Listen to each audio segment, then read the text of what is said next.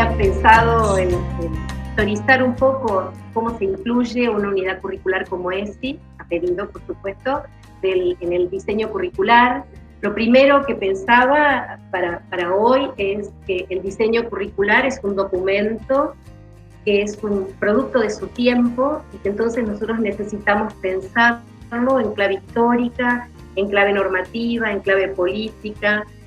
y pensar cómo este documento curricular fue inscribiendo un conjunto de recorridos para definir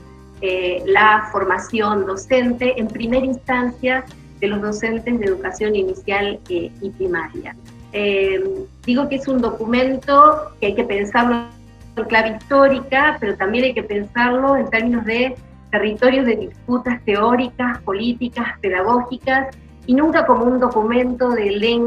letra escrita y neutra, sino como un documento que va a recoger en su propia escritura y en el modelo con el que, y en las formas y en las unidades curriculares que los componen y en los tiempos asignados a cada una de ellas, de algún modo refleja ese trabajo que implica una producción de este tipo.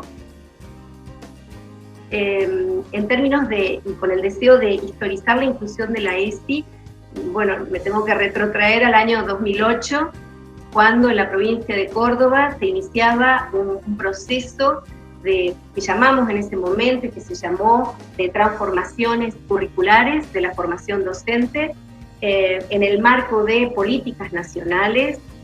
y que dio curso a lo que fue la modificación, la primera modificación de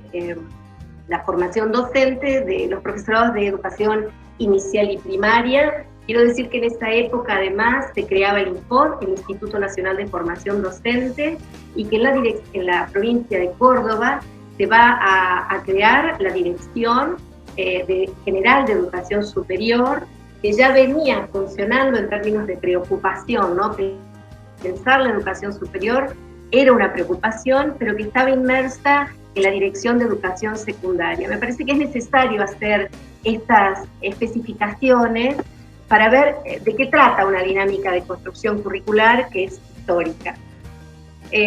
Lo primero es, bueno, esto es pensar que en el 2008 además atravesamos un interesante proceso de producción y de discusión con docentes de las instituciones, con estudiantes, y que además pasamos de tener una formación docente de 3 años a una formación docente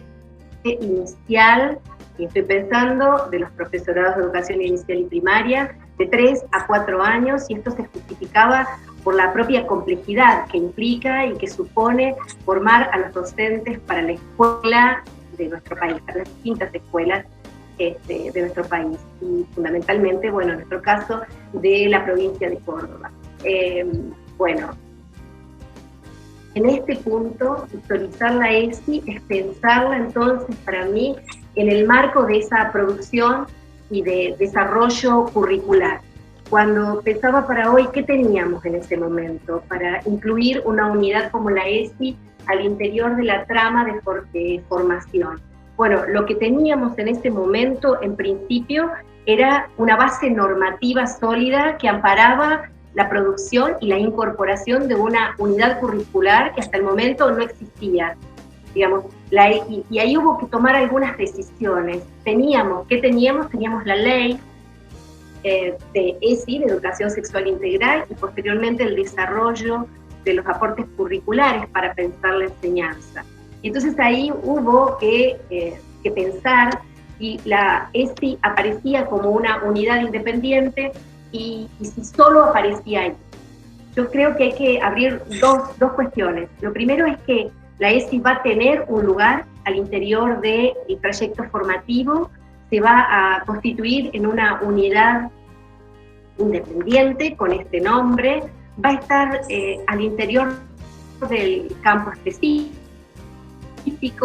y por lo tanto lo que nosotros podemos, con una mirada sobre esta unidad, lo que podemos localizar ahí es un conjunto de conocimientos, saberes pensados fuertemente en términos de enseñanza, es decir, qué hay que enseñar y qué debería saber un docente que se forma para docente y qué debería poder enseñar y pensar en qué cosas deberían aprender los niños de las escuelas primarias y de nivel inicial, y entonces a qué docentes formamos y con qué herramientas, habilidades, preocupaciones se forman docentes para estas escuelas. Entonces ahí se toma una decisión. En principio esta unidad curricular va a tener ese lugar de unidad independiente, pero yo querría hacer mención, porque localizada en el último año o en los últimos años de la carrera fue parte de las discusiones que se tuvieron. ¿Dónde se localiza? ¿Y por qué se localiza una unidad curricular como ESTI en este momento, en este cuarto año, en diálogo con la práctica docente? Se lo pensaba como una preocupación que iba a estar fuertemente amarrada por las experiencias de las prácticas de enseñanza y también con todas las unidades que componen ese cuarto año.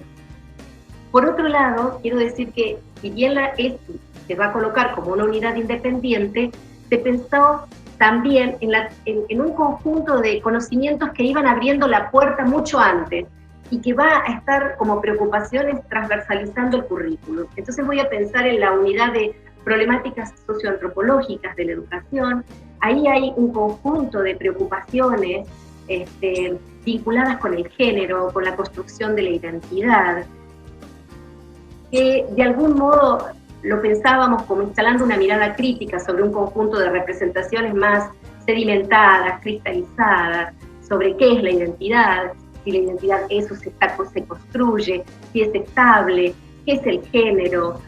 Bueno, son preguntas que atravesaron y que nosotros pensamos en términos curriculares, y ahí se abre un proceso reflexivo. Esta unidad, además, tenemos la unidad de pedagogía, que también va a problematizar los procesos de inclusión, pensar una escuela que incluye y que reconoce lo diverso. Por otro lado, vamos a tener una unidad como sujetos de la educación, que va a pensar en la construcción y la configuración de las infancias. Sujetos de la educación, lenguaje corporal, que es otra unidad que de algún modo va a abrir la puerta a la dimensión de lo corporal, algo borrado por ahí o ciertamente desconocido o desconsiderado en los procesos de formación docente. ¿Por qué asocio todas estas unidades curriculares? Porque todas ellas fueron aportando y van aportando herramientas conceptuales para revisar algunas representaciones sedimentadas sobre quién debe educar en educación sexual integral y qué cosas habría que transmitir. Y entonces seguimos pensando y haciendo una apuesta, que estas unidades van a ir generando algunos corrimientos de esa dimensión más sexualizada para pensar, o genitalizada para pensar la educación sexual integral, o centrada en los presupuestos más biológicos, para asumir ya en un cuarto año que una educación sexual implica un territorio complejo, que requiere de una multiplicidad de saberes, ¿no?, para poder abordarla. Y me parece que además fuimos aprendiendo que lo que nos fue ocurriendo es que en los procesos de formación todos vamos atravesando y vinculados con la perspectiva de género y con la educación sexual integral. En el propio proceso de formación,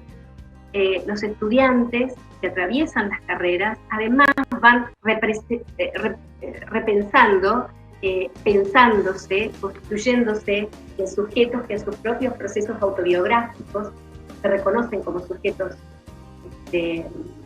sexuales, sexualizados, generizados, y que tienen posiciones que es necesario poner en diálogo con otros, que además es necesario reconocer el marco normativo, porque estamos pensando en los docentes que van a asumir el compromiso de llevar adelante las políticas públicas en el marco de las escuelas. La educación sexual integral es uno de los grandes logros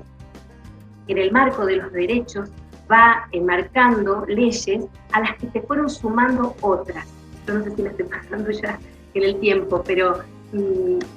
me parece que es necesario plantear que la complejidad del ingreso de una unidad generó un cimbrón, sin duda, que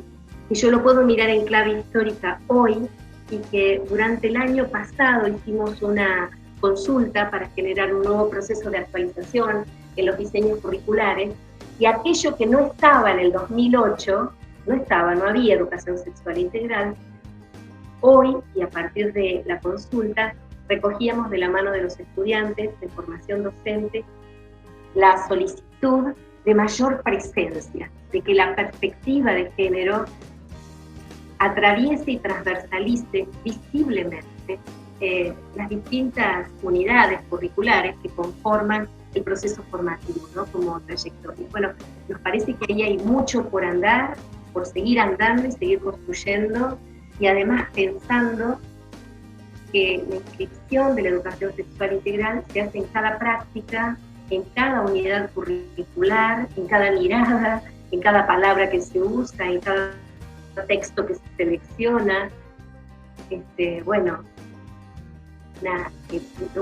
un convite a no alejarnos de la preocupación y de la demanda, porque estamos parados en una perspectiva de los derechos y los derechos van generando más derechos. Por lo tanto, ahí un estado de alerta siempre, ¿no? Me parece que, bueno, eso. Sobre todo, dejar de pensar que el diseño curricular es una tabla muerta, es un texto que para nosotros constituye lo común. Ahí estableció un mojón y dijo, este es un punto de partida, hay que informar, sin duda. Y además se recrea en cada aula.